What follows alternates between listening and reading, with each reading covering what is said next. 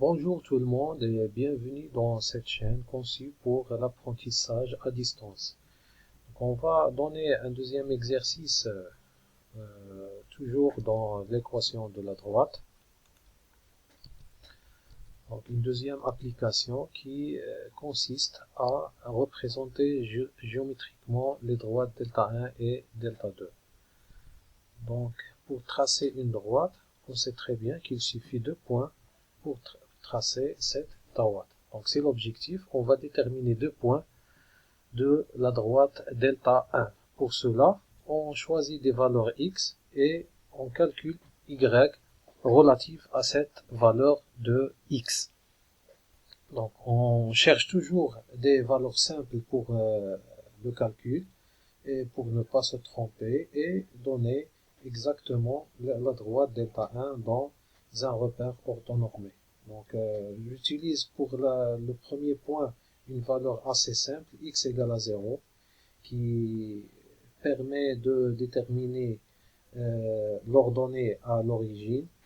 Donc si je prends x égale à 0, y automatiquement égale à 1. Donc si je remplace ici x par 0, 0 fois 1 demi ou bien 0 sur 2 c'est 0, plus 1 égale à 1. Donc le premier point c'est m de coordonnées 0, 1. Par la suite, je vais choisir une valeur assez simple. Donc je constate ici de la forme de l'équation de delta 1, x sur 2 plus 1. Donc je vais opter pour un multiple de 2. Ou bien je prends simplement x égale à 2. Donc 2 fois 1 demi, ou bien 2 sur 2, c'est 1, plus 1 égale à 2. Donc le deuxième point, c'est n de coordonnées de 2.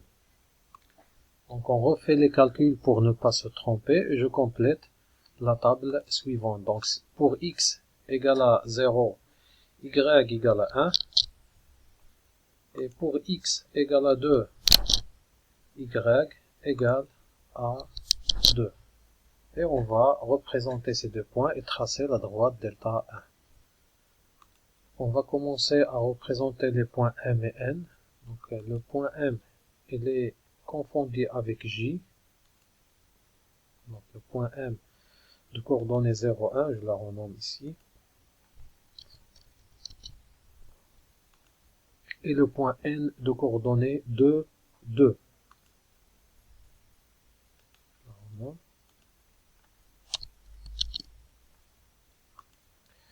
Et je trace la droite qui passe par M et N, c'est la droite delta 1. Vous voyez ici, donc, la fenêtre algébrique pour GeoGebra, donc M et N, et la droite donnée par la forme cartésienne, moins x plus 2y égale à 2, c'est la même, ou bien il est équivalent à y égale à x sur 2 plus 1. Donc je vais changer de couleur.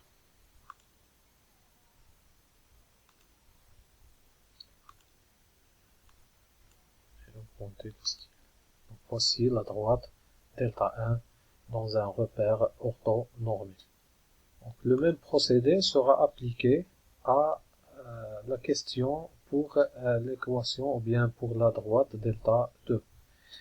De même pour delta 2, on va essayer de trouver des valeurs simples de x pour rendre le calcul facile et calculer y relatif à cette valeur de x.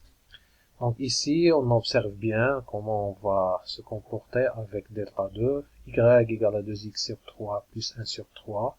Donc ici, je vois bien si je prends x égale à 1, 2 fois 1 c'est 2, et 2 plus 1 c'est 3 sur 3 égale à 1. Donc si je remplace x par 1, je trouve y égale à 1. Donc je détermine le point P de coordonnées 1, 1 qui appartient à delta 2. Ici, j'ai opté pour la valeur 4. Pourquoi? Tout simplement, 2 fois 4 c'est 8, et 8 plus 1 c'est 9, 9 sur 3 égale à 3. Donc ici, si je remplace x par 4, 2 fois 4 c'est 8, 8 plus 1 c'est 9, 9 sur 3 égale à 3. Comme remarque, je peux même utiliser 2,5 si je peux déterminer exactement dans le repère orthonormé 2,5. Donc 2 fois 2,5 c'est 5. Et 5 plus 1 c'est 6 sur 3 égale à 2. Donc on cherche toujours l'essentiel, c'est de savoir comment je peux choisir des valeurs assez simples pour représenter ma droite. Donc avant de compléter notre tableau pour delta 2, on essaie de vérifier les calculs et je complète la table. Donc pour x égale à 1, la valeur y relative à x égale à 1 c'est 1. Et si je prends x égale à 4, la valeur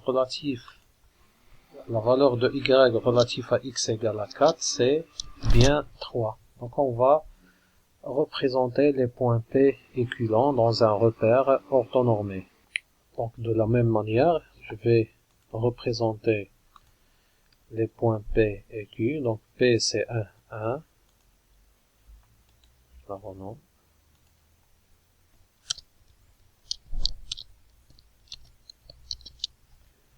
C'est P et Q c'est 4, 3.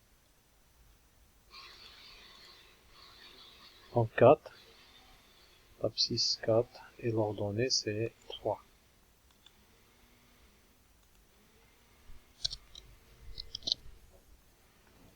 Donc Q, et je trace la droite qui passe par P et Q. Vous voyez ici, moins 2x plus 3y égale à 1. Donc c'est la forme aussi équivalente à notre équation. Si je divise le tout sur 2, j'obtiens moins x plus 3 sur 2, y égale à 1 demi. Donc y égale à 2x sur 3 plus 1 sur 3. Donc c'est la même chose. Donc je change de couleur pour delta 2. Prendre le bleu par exemple. Et ici 8. Donc voilà les deux droites représentées dans un repère orthonormé. Ça se voit ici que nous avons trouvé un point commun entre les deux droites.